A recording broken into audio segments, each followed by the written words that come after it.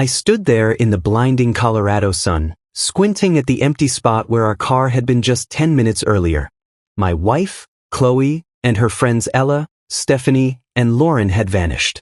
At first, I thought it was one of their stupid pranks. They were always doing stuff like this, pushing boundaries, testing how much I'd take before I snapped. After 5 years of marriage, I'd gotten used to their little games. The way they laughed at me, the way Chloe would join in instead of standing up for me. But this felt different. My phone was still plugged into the car charger, my wallet tucked in the glove box. All I had was the faded t-shirt and jeans I was wearing, and a growing pit in my stomach as the minutes ticked by. We'd been on this road trip to Stephanie's lake house for 3 days now, and I'd been miserable the whole time. Chloe had begged me to come, said it'd be a chance to bond with her crew. I wasn't big on the idea. Her friends always treated me like an outsider, tossing out jabs and inside jokes I wasn't part of, but I went anyway because I loved her. Or at least I thought I did. The gas station was in the middle of nowhere, just a dusty little stop off the highway with a flickering sign and a single pump.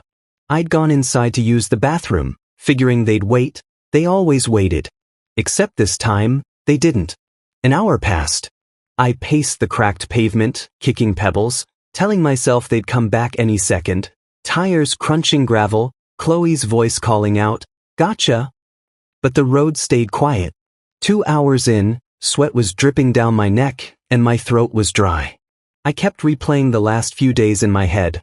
The way Stephanie smirked when she accidentally spilled coffee on my lap, how Lauren whispered something to Chloe that made her giggle while glancing at me, how Ella just watched it all with that smug little grin. I should have seen it coming. They'd been building up to something, and I'd been too dumb to notice. A truck pulled up, its engine rumbling loud enough to shake me out of my thoughts.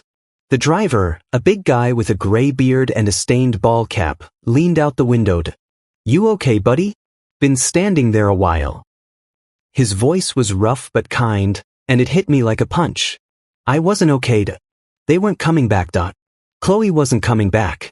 I swallowed hard, trying to keep my voice steady. "Yeah, my ride left me. You think you could help?" He nodded like it wasn't the first time he'd seen someone stranded out here. "Up in. Where you headed?" I didn't even know. "Home. Back to Chloe, the life we built." But as I climbed into the cab, something shifted inside me.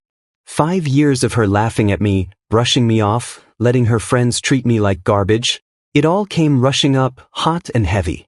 I stared out the window as the gas station shrank in the side mirror. The trucker didn't ask too many questions, just kept driving, humming some old country song. My hands clenched into fists on my lap. I could have borrowed his phone, called Chloe, demanded answers. But what would she say? "It was a joke, babe. Don't be so sensitive." I'd heard it all before. Every time I complained about her friends, she'd roll her eyes and tell me I didn't get their humor. Maybe I didn't. Maybe I never would. But standing there alone, abandoned like some stray dog, I realized something. They didn't get me either. And Chloe, she'd picked them over me, again and again. The trucker dropped me off at a crossroads, pointing me toward Grand Junction, the nearest town. "Good luck, man," he said, tipping his cap. I nodded, my throat tight, and started walking. My shoes scuffed the dirt, the sun beating down on my head. No phone, no money, no plan, just me and the open road. Part of me wanted to turn back, to beg someone at the gas station to call her, to fix this stuff. But another part, a louder part, kept pushing me forward. I was done being the punchline, done being the guy they laughed at. Chloe and her friends thought they'd won, thought they'd broken me. But as I trudged toward Grand Junction, a strange calm settled over me. They hadn't broken me. They'd set me free. I didn't know what was waiting for me in that town. I didn't know how I'd eat, where I'd sleep, or how I'd get by with nothing. But for the first time in years, I wasn't scared of what Chloe would think, wasn't worried about her friend's next move. I was alone, yeah, but I wasn't helpless. The road stretched out ahead, endless and empty, and I kept walking. They'd left me behind, but maybe that was the best thing they could have done. Maybe this was my chance to figure out who I was, without her, without them. By the time the sun started dipping low, turning the sky orange, I'd made up my mind. I wasn't going back, Not to Chloe, not to that life. Whatever came next, it was mine to build. I wiped down the counter, slow and steady, letting the rags soak up the day. The waitresses buzzed around, clearing tables, shooting me quick looks but keeping their mouths shut. They knew something had happened, those three walking in, me walking out with that envelope, but I didn't explain. You good, Mike? One asked, stacking plates. Yeah, I said, short and sharp, and went back to wiping. I didn't want their questions. Didn't want to drag it out. Chloe and her crew were gone, and I was done. Driving home, the truck's engine growled under me, the road dark except for my headlights cutting through. My hands gripped the wheel, my mind stuck on that scene. Chloe's face when she saw the check, Stephanie's snarl, Ella's silence. It should have felt good, shutting them down. And it did, mostly. But there was this itch, a little nag I couldn't shake. They looked desperate. Broken. Chloe especially, with her sob story about her life falling apart. 15 years ago, I'd have cared. Run after them. Tried to fix it.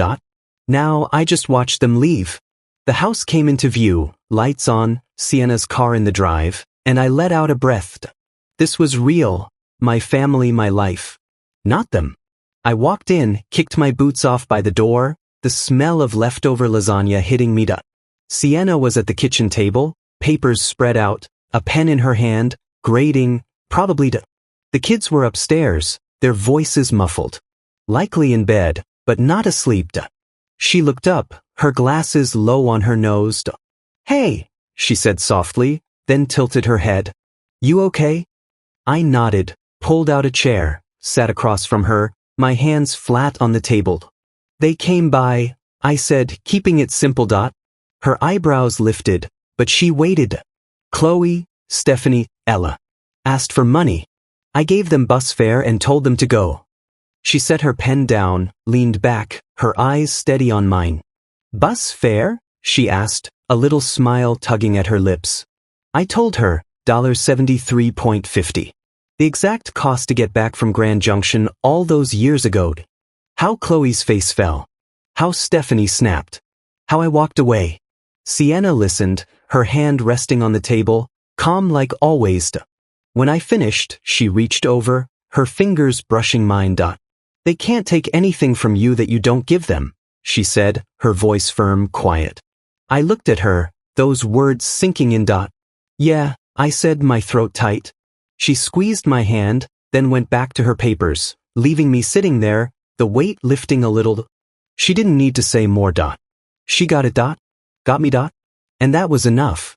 We ate leftovers later, just the two of us, the kids finally quiet upstairs. I poked at the lasagna, my head still half in the parking lot. Stephanie yelling, Chloe staring, Ella shrinking. It didn't matter what they said out there, who they blamed. They'd come for a handout, and I'd given them a mirror instead. Sienna didn't ask more, just talked about the kids, our son's math test, our daughter's new obsession with drawing cats. I smiled, nodded, let her pull me back to now. After we cleaned up, her hip bumping mine at the sink, I felt steady again.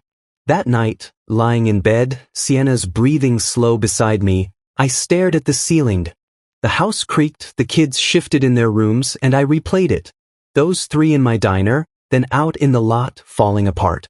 They couldn't touch this. My family, my diners, Mita. I'd shut the door, locked it tight, and they were on the other side where they belonged. The itch was still there. Faint but fading. Sienna was right. They got nothing I didn't give. And I'd given them the end. I closed my eyes, the day slipping away, and slept hard, done with their ghosts for good.